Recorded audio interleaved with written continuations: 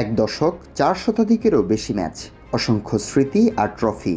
আর সেই দীর্ঘ পথ চলা শেষে অধ্যায় লেখা হলো একটি আবেগঘন রাতের মধ্য দিয়ে। ম্যানচেস্টার সিটির হৃৎপিণ্ড কেভিন ডি ব্রুইনে শেষবারের মতো নামলেন ইতিহাসের সবুজ গালিচায়।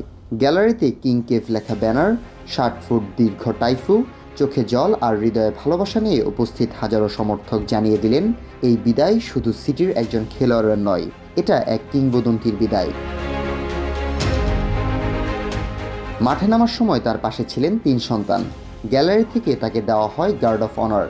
২৫তম মিনিটে যখন ওমর মারমুশের পাশে সামনে খালি জাল পেয়ে যান ডি ব্রুইনে, তখন সবাই যেন থমকে যায়। কিন্তু বলটি বার কাঁপিয়ে ফিরে আসে। হয়তো ভাগ্যের ইচ্ছেই ছিল তিনি যেন শেষটুকু নিখুঁত করে তুলতে না পারে, যাতে সেই হাহাকারটুকু থেকে যায় ফুটবল ভক্তদের মনে। ম্যাচে নাটক কম ছিল না।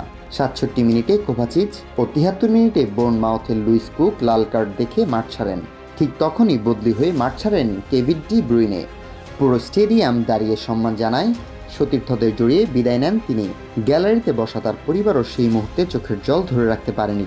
ম্যাচ শেষে ডি ব্রুইনে বলেন, ম্যানচেস্টারই তার ঘর, এখানেই জন্ম নিয়েছে তার সন্তানেরা। সে সবসময় সৃজনশীলভাবে এবং আবেগ দিয়ে খেলতে চেয়েছে। তার বিশ্বাস, সবাই সেটা উপভোগ করেছে। তার কণ্ঠে ভেসে ওঠে কৃতজ্ঞতা, চোখে জল, হৃদয়ে ইতিহাস। ২০১৫ সালে ভলসবার্গ থেকে সিটিতে যোগ দেওয়া কেভিন ডি ব্রুইনে সময়ের সঙ্গে হয়ে ওঠে দলের মস্তিষ্ক। মাঝমাঠের কাণ্ডারি, যার পাস, ভিশন আর লং শট বিশ্বের সেরা। প্রিমিয়ার লিগের প্লেয়ার অব দ্য সিজন, ৪ বারের লিগ চ্যাম্পিয়ন, একবারের ট্রেবল জয়ী। এই ক্লাব তাকে যেমন দিয়েছে, তিনিও ফিরিয়ে দিয়েছেন ততখানি। শেষ বাঁশি বাজতেই পুরো স্টেডিয়াম ধ্বনিত হয় তার নামে।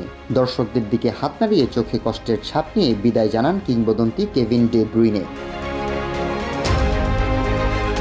একটি যুগ শেষ হলো, কিন্তু স্মৃতির ক্যানভাসে রং ছড়িয়ে গেল চিরদিনের মতো। ভবিষ্যতে হয়তো আরও অন্য কেউ সাফল্য নিয়ে আসবে সিটির জন্য, কিন্তু কেভিন ডি ব্রুইনের মতো একজন মাঝমাঠের ফুটবল কারিগর হয়তো আর কখনো আসবে না। আজ বিদায় দিল ইতিহাস, মৌসুম শেষে বিদায় দিবে সিটি, একদিন হয়তো বিদায় দিবে ফুটবলও, কিন্তু ডি ব্রুইনে থাকবে, নিশ্চয়ই থাকবেন শৈল্পিক ফুটবলের আলোচনায়।